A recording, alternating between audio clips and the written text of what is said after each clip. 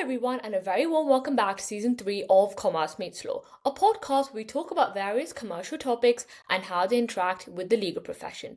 Today's episode is a wonderful episode with Maya Thompson, an associate in the corporate M&A and private equity team at Gowling WLG. Maya started her journey with the firm as a paralegal apprentice back in 2017, and now 9 years later, she has recently qualified as a solicitor at the firm. So that's exactly the journey we're diving into today. We start off in this episode by discussing where Maya's interest in law came from, why she chose at the time to do the solicitor apprenticeship route as opposed to the traditional going to university and the SQE and kind of taking that path instead, what her 9 year journey actually consisted of, from starting as a paralegal apprentice to becoming a solicitor apprentice to now qualification, why she chose to qualify into the corporate team and what she learnt from the other seat rotations that she did have during her training time before she qualified, and finally her advice for aspiring solicitors, whether you are going down the apprenticeship route or you're choosing to go down the traditional path. Just a quick request before we get into the conversation. I would really appreciate if you could kindly give the podcast a follow and a rating on Spotify or an Apple Podcast, wherever you listen to these episodes, as it really helps Commerce Meets Law reach more listeners. Without further ado, I thoroughly hope you enjoyed this episode, and I'll see you right at the end. Hi Maya, and welcome to Commerce Meets Law. Very excited to have you on the podcast today and discuss all about the start of your journey and where you are today. Before we get there, we always have an icebreaker on the podcast, which is, in your opinion, what is your superpower? Good start. Thank you for having me as well to start with. My superpower, I would probably say, is resilience, which is definitely a skill that you need as a solicitor apprentice or a trainee. Obviously, it can be like quite stressful, working to tight deadlines and things like that. So yeah, it's good to have some resilience. But I'm also type 1 diabetic, so I think it fits in with that quite well as well, because you need to be resilient. With type 1 diabetes, everything's always changing. You have a lot of factors to consider. So yeah, I'd say resilience. Yeah, that's amazing. And is that something you've always had? So I was diagnosed when I was 10. So it was like when I was leaving primary school, starting secondary school, that sort of like confusing age Yeah. anyway. So yeah, just another thing to throw into the mix. So yeah, it's Yeah. been quite a while. Oh wow. And like you say, already the transition from primary to secondary for most kids is quite tough. So to add on that as well, as a layer, probably taught you resilience a lot earlier than many aspiring, solicitors, barristers who are trying to make all those applications and stuff. That's Yeah, amazing. I'd like to think so. Yeah, for sure. And if we talk a little bit about before you kind of decided to go into law, growing up, what were your sort of main interests, passions, and when did you first think that you might want to go into law as a career? So growing up, I was one of those kids that had like quite a few different hobbies. Like I always Yeah. wanted to try something different. I think the only interest that really stuck was like music. So I tried like different instruments, playing guitar, like keyboard, like I had a little electric drum set. And then like acting as well. So I was part of like a little drama club growing up and like did some shows and stuff like that. So I think that was really my main interest. But then I think it just kind of like fizzled out, as you get Yeah. older and into exams and stuff. It fizzled out a bit. But I mean, I still love music and going to concerts and the theatre and stuff. So yeah. And Yeah. then, going into law, I don't really have like a fun story for this one, I'm afraid. I think like I it's think just most of us all don't, so that's absolutely fine. yeah, like I'm trying to think of like the moment where I decided I wanted to go into law. I don't think it was until I was like doing GCSEs and picking like sixth forms and colleges and subjects, then that's when I was like, do you know what? Yeah, I want to try law. Yeah. So that's kind of, where my legal journey started, I guess. Wasn't until, sixth form. That's interesting. So is that something you picked up as an A level and then that's what sort of started the journey? Yeah, exactly. So I did law at A level, and then I tried to pick subjects that would like complement each other almost. So I did English language. I was quite good at English language. And I was always told like, oh, you need to be good at English to, go into law. So I was like, okay, I'll carry that on. And then I went to a school that specialized in like modern foreign languages. Hmm. So everyone had to do like two languages. I did French and German. And turns out I was okay at German. So I was like, I'll carry that on too. And then I was thinking for my fourth subject, like I really didn't have any idea really what to pick. And I was looking into like sociology and psychology. And then it so happened that at the college I went to, sociology had like a crime and deviance module. So I was like, that could, pair quite nicely with law. So I went with that. Yeah, it's really interesting actually because I think even whether you go to uni or you do something non-law as well, there's always like a mix of people who've done A-level law and those who haven't, and it's interesting how they come with different perspectives for sure. Because I think the way you're taught at GCSE A-level versus going to uni or further education is slightly different as well. And for you, after that, the path that most people would have assumed or continue to do, I think, till today, of then doing a law degree or a non-law degree in the GDL, that looked a bit different for you. So could you tell us a bit about when the solicitor apprenticeship when that first became a path for you and when did you think, I think I want to do this instead of going to university? Yeah, sure. So I was always like a visual kinesthetic, like kind of learner. So like Yeah. I learn best by either doing or having something like really visual, like mind maps and things like in front of me. If you just shove a textbook in front of me or like, I'm sitting in a lecture, it's probably not all going to go in as well. Yeah. Um, so based on that, I knew that university probably wasn't the best choice for me. Um, but then at my sixth form, it was, I mean, I'm going back to like 2017 now, but back then it was just like drilled into us that you have to apply to Yeah. uni. Like that is Yeah. the next step. I'd never heard of any like legal apprenticeships. So it was drilled into us, you have to apply to uni. So even though I knew it wasn't the best choice for me, I still applied to university. But I just always had that gut feeling like this isn't what I want to do.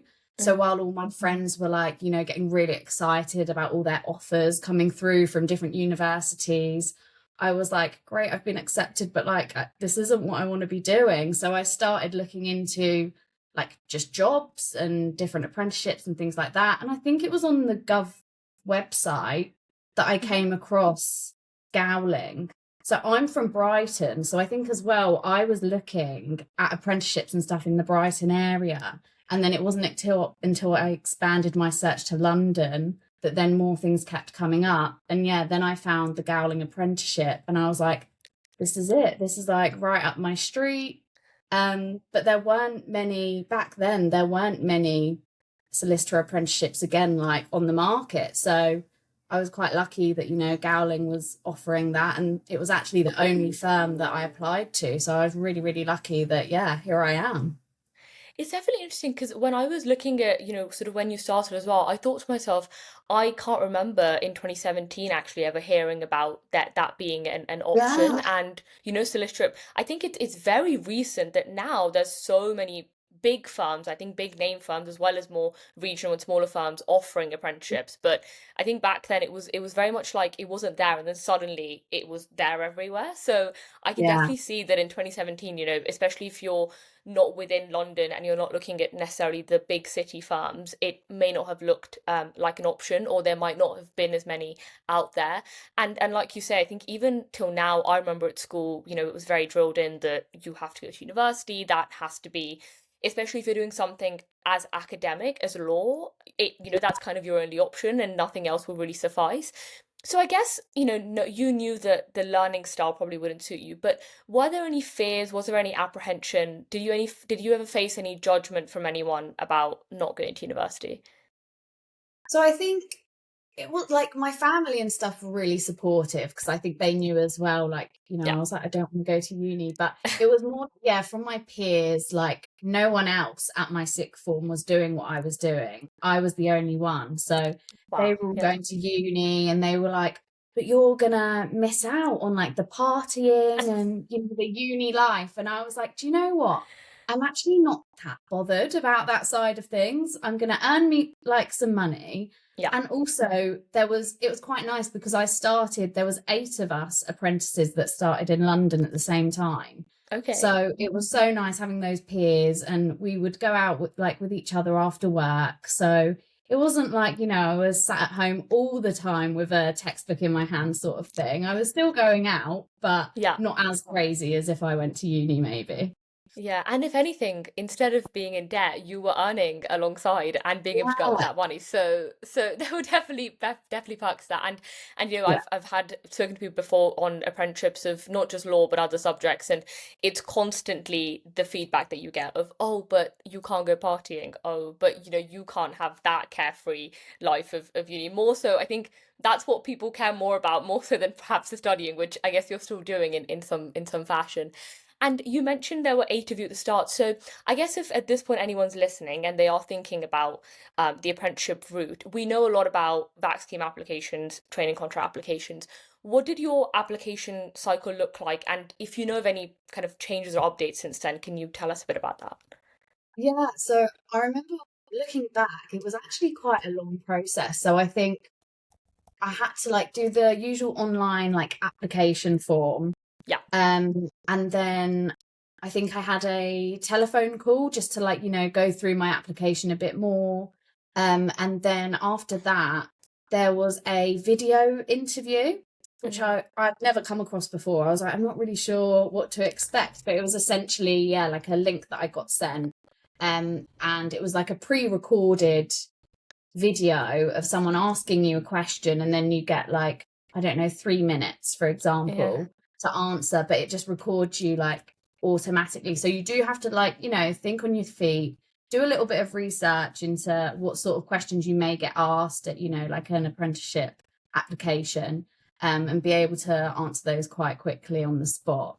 I think it gave you like a 30-second countdown. So you had a little bit of time, but then, you're Yeah. live. So yeah, I managed to get through that somehow. And then was it after that that I was invited to Gowling's offices in London for Hmm. a assessment day? So on my assessment day, there was me and 3 others, and it was like a group activity, quite morbid. You've been in a plane crash, you've crashed in the middle of the jungle. There's a list of 20 items here. Prioritize them, like number 1 being, the highest priority item, number 20 being the lowest priority item. And you do that individually, and then you'd all come together and discuss what you'd all put, and kind of, try to come up with a list that you all agree on. So that was quite interesting. And then after that activity, we all got, taken off to do our one-on-one interviews. So yeah, it was quite a long process. I'm sure it differs like firm to firm. I'm not too sure if many updates have been made since I did it, but I know that at one point there was a game-based assessment as well. Oh, And I okay. think, yeah, quite a few firms now do that. So it's basically, yeah, like a game. Like the puzzle games you can get on your phone. So there would be Yeah. some like that, but some of the puzzles would basically be like impossible. So they're testing like how many attempts you would, try Right. something before you admit defeat, essentially. It's not like you're going to waste an hour on the same task. When do you, yeah, admit defeat? So I think that's like, yeah, the general gist of the application process when I did it. Yeah, that last part sounds like it's like, is it testing resilience or is it testing how stubborn you are at Exactly. staying Yeah. in something for sure? Yeah. And I guess that sounds, for most people listening, if they've gone through any amount of application cycles, it's somewhat similar. But I guess having, doing it right after you finish your A levels, would you say that it was more testing your competence as opposed to technical, or were there elements where it was still testing somewhat, maybe not legal, but technical knowledge to an extent? Yeah, I think, well, at Gowling anyway, I think what they were really looking for is like your character. Are you going to be a good fit for our firm? Like, Yeah. yeah, they're not expecting you to come out of A levels and, have all this legal knowledge. They're looking for, potential. Like, if we give you all these resources and all this training, like, will you become like a great apprentice sort of thing. So another example, another tip maybe, in my assessment centre, we had one person who kept interrupting others, like constantly. And it's like rule 101, like, don't be Yeah. that person, but kept interrupting people to the point where another person in my assessment centre, like, she hadn't really had the chance to speak because she kept getting interrupted. And I was like, no, this isn't right. So I just said, sorry, like, can we pause? Like, what were you going to say? Like, what's your opinion? And I think they just valued that more so than someone, trying to give the spiel and, don't try to come Yeah. across as confident, but don't try to be the loudest in the room, essentially. Just be yourself, come across as a good person. Like, I think that's the key. Absolutely. I had somewhat of a similar experience on my vac scheme, and I think it's sometimes it's really kind of sad as well when you meet them after, because I think it's not that, if they're very intelligent and they know what they're saying, and it's not always that they're trying to come across as like dominant, Yeah, but perhaps it's a case of I want to be heard, of but course. you go so far that you end up alienating other people, and other people then feel like they haven't been spoken to, and the partners or whoever's judging you is thinking, if I put this person in a room with other trainees or other associates, are they just going to speak over all of them? Which Exactly. may not be the case, but that's when you're being judged. So yeah, I think that's such a critical point, because they're not just looking at how you are today. It's, are you going to fit into our firm? And Yeah. and I think that's such a key one to think about.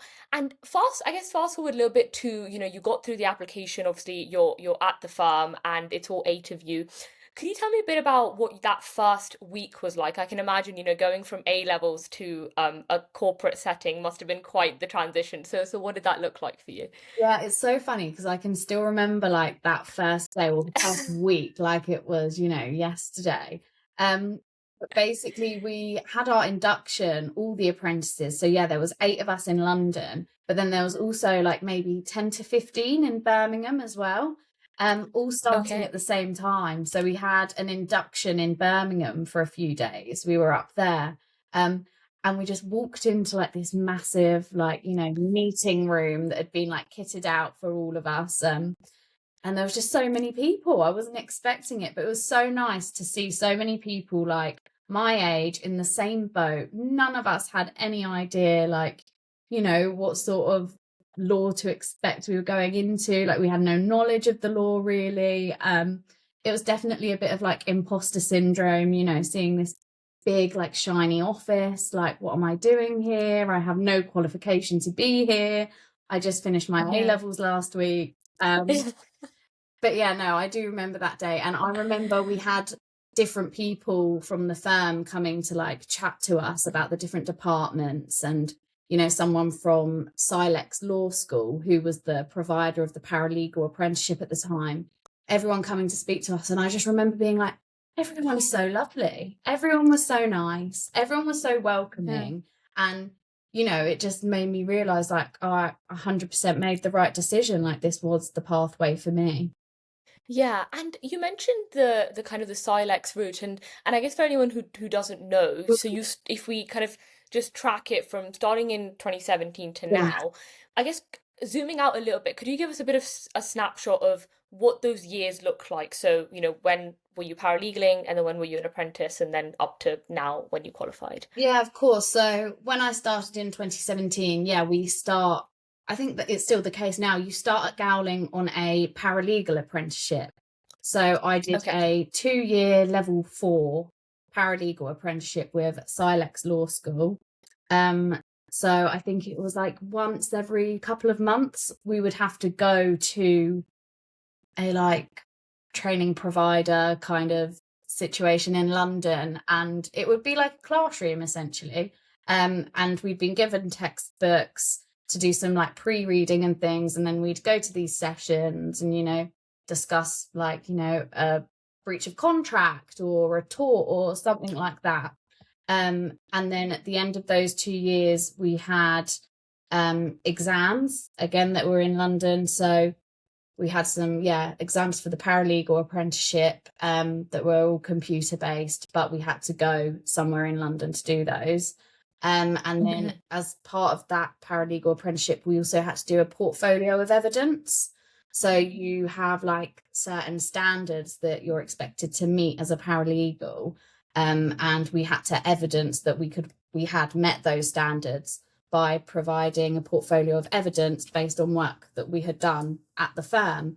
And then I had to take this actual hard copy ring binder portfolio of Oh, evidence wow. to somewhere in like, was it East London? And I sat in this room and someone interviewed me on my portfolio of evidence and was like, so Oh, how wow. you're saying that this meets this standard, like how, like explain what you did here. So that was quite scary.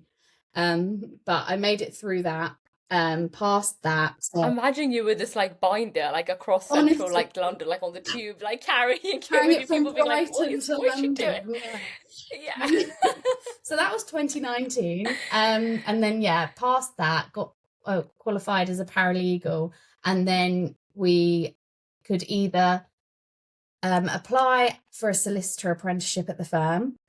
So that's the level 7 one. We could apply for a Silex level 6 apprenticeship at the firm, or we could apply to stay on just as a paralegal if we didn't want to do any more academia. Okay. So I obviously chose the solicitor apprenticeship route. Again, had to go to our Birmingham office, and there was a number of like different tasks, like written tasks, and then a formal interview at the end. And thankfully I got a place on the solicitor apprenticeship and started that in September 2019. And then the rest is history, really. I had some seat moves along the way and things like that. But it was quite the journey. So from paralegal to solicitor apprentice, you essentially had those application stages one more time. So it's Yes. not like it wasn't a direct transition from one to the No, next. exactly. Yeah. Got it. Okay. And when you were working as a solicitor apprentice, then were you working alongside trainee solicitors as well, or was your route primarily with other solicitor apprentices as well? So my team did also have trainees. So it was more alongside trainees. But it was so funny Okay. because like the trainees that were alongside me when I started their training contract when I started my paralegal apprenticeship in 2017. They're now principal associates. Like I have worked alongside so many trainees and see them all qualify to the point where I think at some stages I was like, have I chosen the right route? Because all these people were like qualifying before me. But then, I have to Yeah. remember, well, they've already done their, law degree and things like that. Hmm. Like, it all works out in the end. Yeah, for sure. And I guess I think that's the one thing that, people look at from the outside and it feels like it's a really long journey, but I think Mm, we forget that the other side of it is obviously, a 3 year law degree plus or a non-law degree plus a GDL and yeah, then the SQE/LPC. So it kind of, in the end adds up to that. But yeah, I guess because we do it in all different places, it feels like it's shorter in some way. Whereas when you're at one firm, it feels like it's an endless exactly. journey of Yeah. one after the other. And talking a bit about the seat moves, because I think this is another somewhat of a misconception that if you're doing an apprenticeship, you're only doing one seat and you kind of don't get a say in what you're qualifying into. So could you tell us a bit about when you started that solicitor apprenticeship, what your seat rotations looked like and if they differed from your trainee solicitor colleagues alongside you? Yeah, so I think with the seat move situation, I think it really varies firm by firm. And I think Yeah. because the solicitor apprenticeship was so new when I started, I think it has developed quite a lot, and firms have thought a bit more into like, okay, what seat move should we be offering? So when I started, there wasn't like any conversation about the seat moves that would be on offer as such. Um, Hmm. but I started off in the corporate M&A and private equity team, and I was there until about 2023. And then we got the Yeah. opportunity to do some seat moves. So, we were asked if it's something that we'd be interested in. And I was like, do you know what? I'll try it. Like, I'm really happy where I Yeah. am, but it's nice to experience something different, even if it's just to rule it out, right? And be like, nope, confirmed my decision that I want to Absolutely. stay in the corporate space. So I did 6 months in commercial litigation, which was just completely different. I mean, corporate is so transactional, like fast paced, a lot of like negotiating, dealing with clients and other side solicitors all the time. Whereas commercial litigation, there's a lot more like structure because of the civil procedure rules and, you know, court protocol and things like that. It's a lot more structured. So it's completely different. But I had the opportunity to do some pro bono work in my comlit seat. So yeah, one of the highlights was I got to go to the Citizens Advice Bureau session at the Royal Courts of Justice. So basically we had people you know, who needed help with, you know, certain court applications and things like that, filing certain things, weren't sure what to include on their application or the process. And it was just so nice because they were so grateful. You know, even for, I think the sessions were only like 20 minutes long, but they were so grateful. So it was so rewarding to be part of that experience. It was really, really good. And then after my time in Comlit, I did 6 months in the planning and environment team. And we actually work with them quite a lot in corporate. When we do like due diligence and things, we get our planning and environment team involved to, you know, look into our planning and environment stuff. So it was really good to see it, you know, from a different perspective. And now I have some great relationships with people in that team that I can lean on when we do need specialized input on a corporate matter. So yeah, it's all really good to have those seat moves, definitely.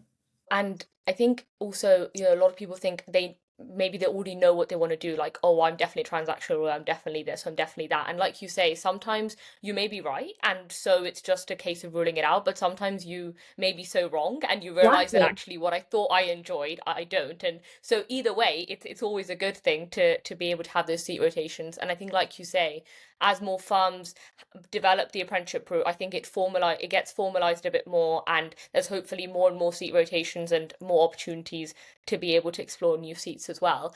I guess at this point, a lot of people might be thinking, this already sounds like a lot of work. And alongside this, which most trainee solicitors are doing, you're also managing study and going into classes that people are normally doing full time and not alongside work. So I guess can you talk to us a bit about how you learned how to manage that, and you know, did you have any systems in place to help you feel more at ease with that?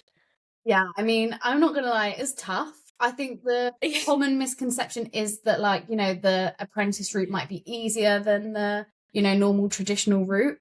It's definitely not. Yeah, you have to be very good at managing your time. I remember, yeah, when I started, I was like, how am I going to manage all this? I want to like do as best as I can at work and, you know, learn everything corporate, be really good at my job. But then also, obviously, I have this academic side that I want to excel at and, you know, get my law degree and pass SQE. So, you know, it did seem like high pressure at times, but I think, yeah, it's important to obviously try to prioritize as much as you can, but essentially you need to be able to learn when to say no as well. I know when you're a junior, when you're an apprentice or a trainee, you want to please everyone, you want to help everyone, you want to say yes to every single piece of work.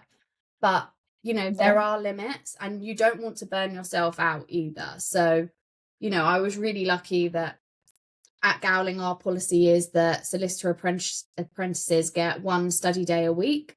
So I had mine on a Monday, and that's when you're expected to, you know, do your LLB module for that week, or, you know, your SQE revision or so on. And then the rest of the week, you know, I get to focus on work.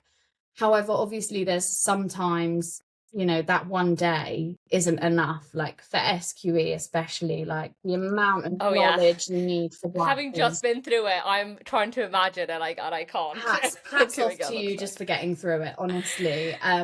So yeah, I was, you know, I was working weekends, like doing SQE bank questions. You know, there were evenings where I had to cancel friends like plans to do some Yeah. questions, but you know, it's all worth it in the end.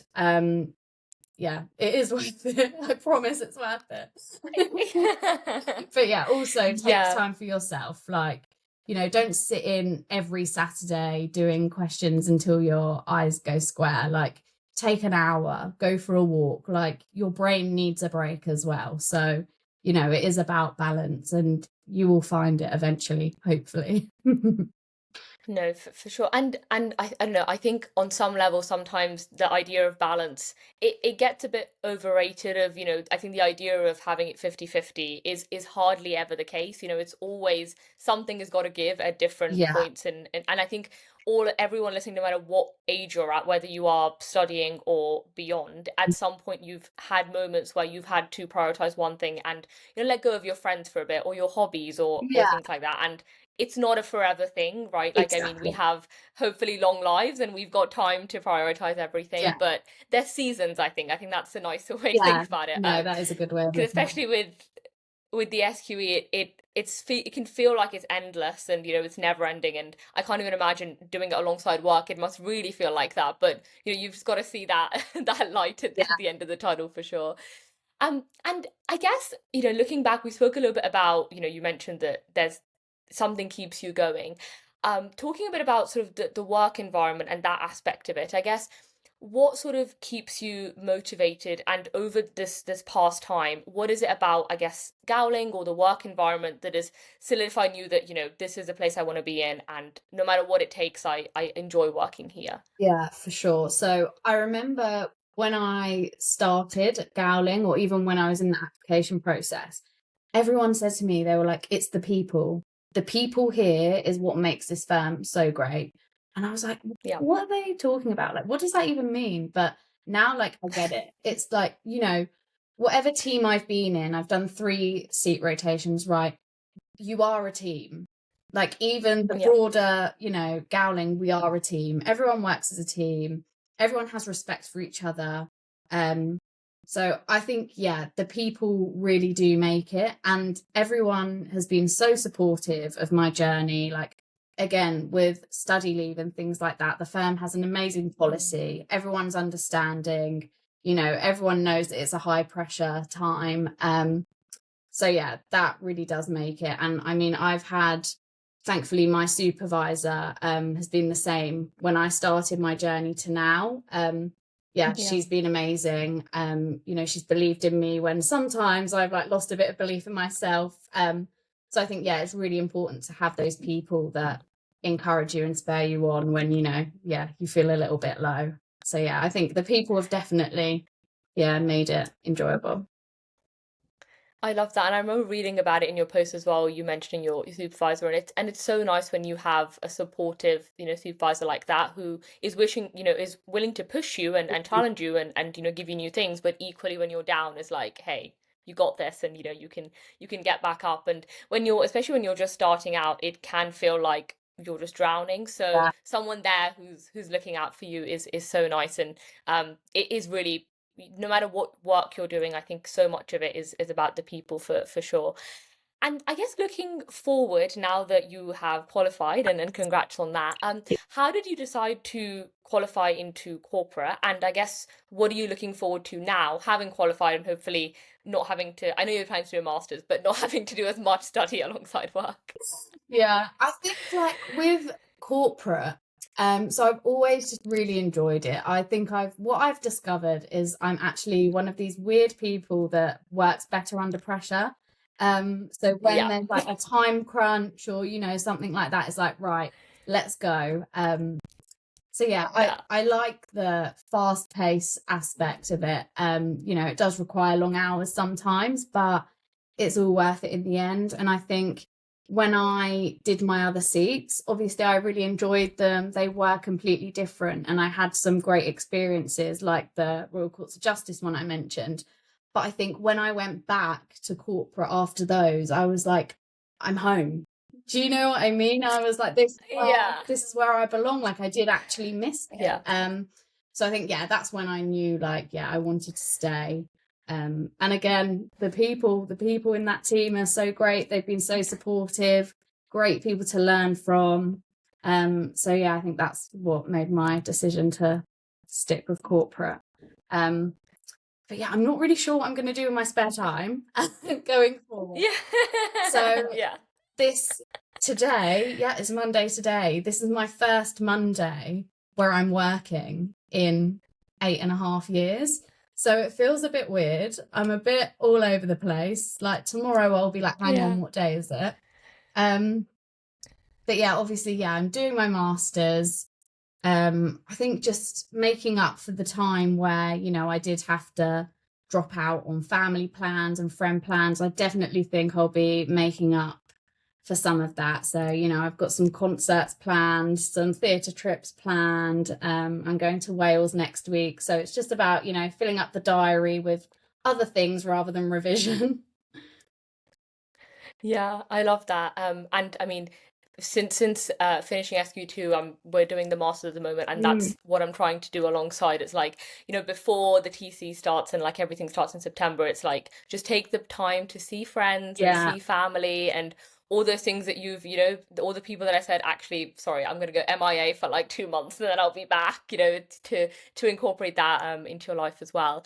And now having qualified, right at the start, you mentioned when you first walked in, you had that imposter syndrome and Mm. that feeling of, oh gosh, I don't know where I am. And now you've been here for such a long time, you've qualified, you have, made a mark for yourself in the firm.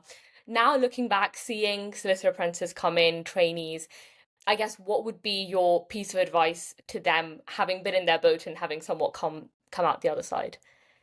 I think one piece of advice I would give is to ask questions. Like it's how we Yeah, learn. And when I started, I remember someone saying to me, "No question is a stupid question." Right. And it's just stuck with me. Like it's always good to be yeah, inquisitive. Like if you're asking questions while working on a piece of work, people are gonna, think, okay, she's taking her time with this. She's trying to understand like the bigger picture. Um, yeah. so, it's always good to ask questions. So go for it.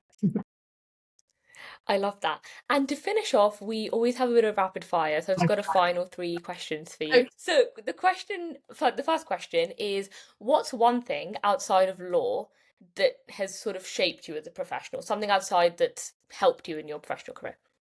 I think I'd have to take it back to the type 1 diabetes again, like I Yeah, don't think some people understand like just how much of an impact it has on your life. So like it's like constant decision making, planning, like adaptability, like stress, for example, can affect blood sugar levels. The weather can affect blood yeah, sugar levels.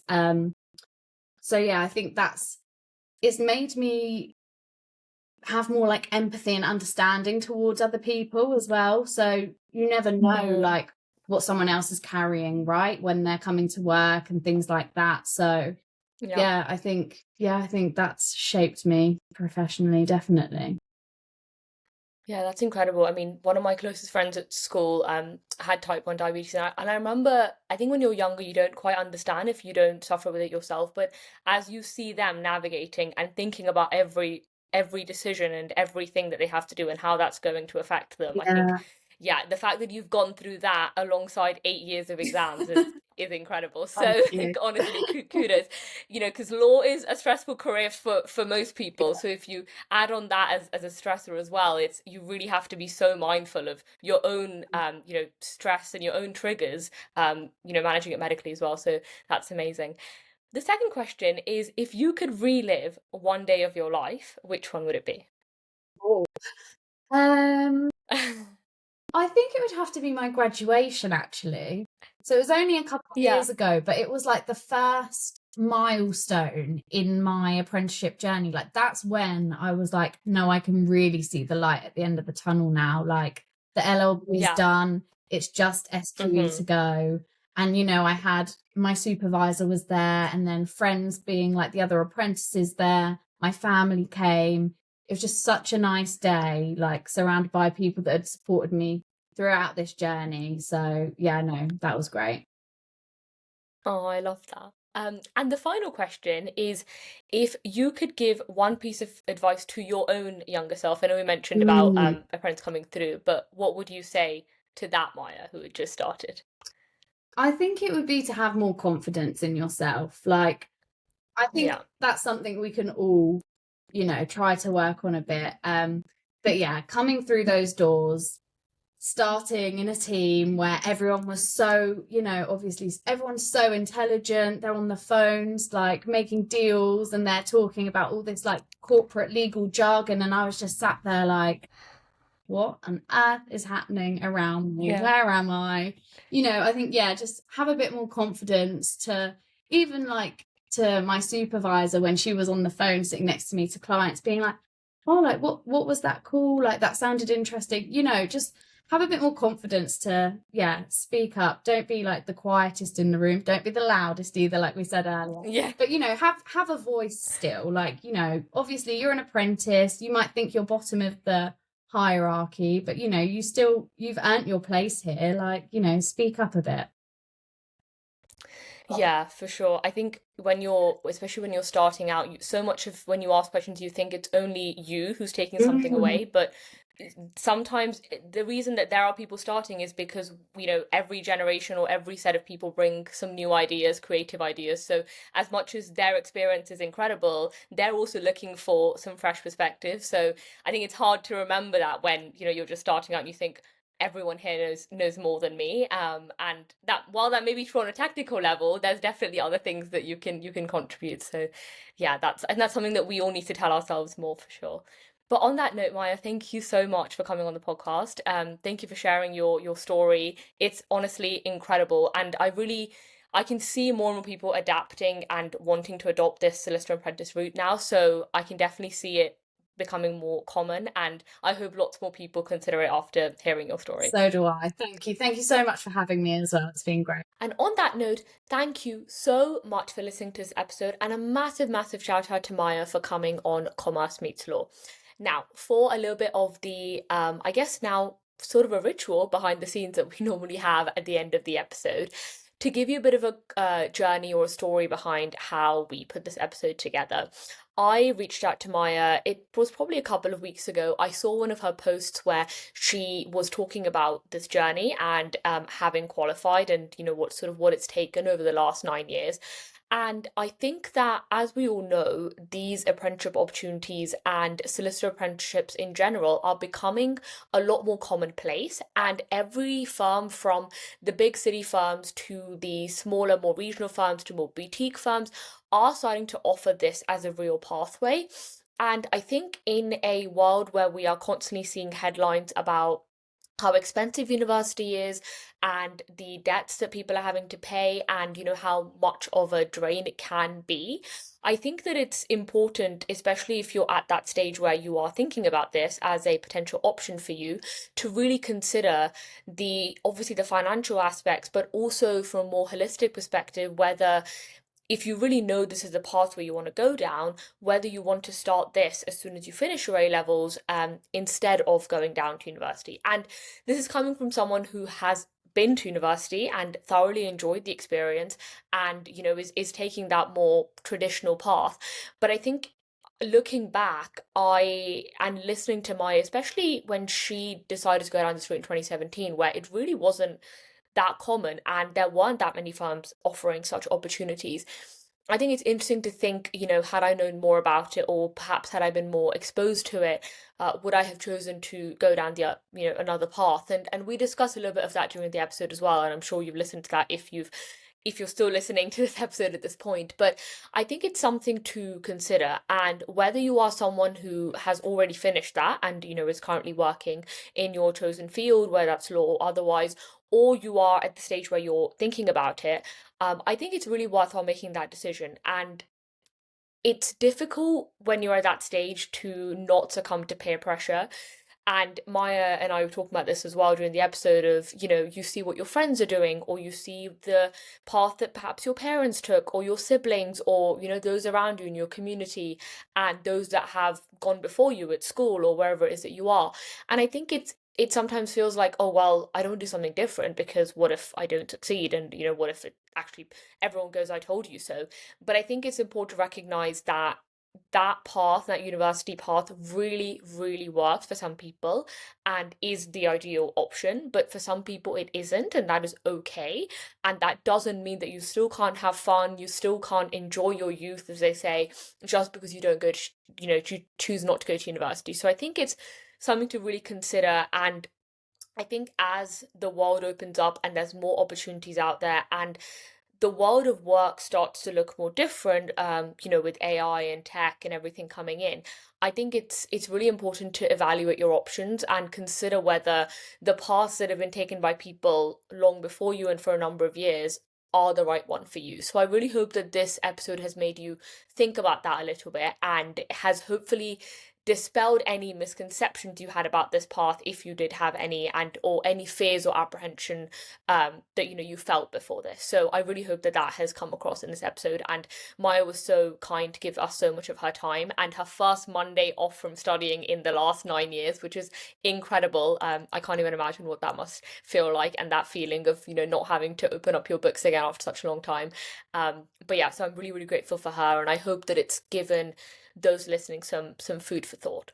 But if you did enjoy this episode, please do let me know by emailing commercemeetslaw@gmail.com or with a DM on Instagram at commercemeetslaw. And you can also reach out to us on our website, which will be linked down in the description.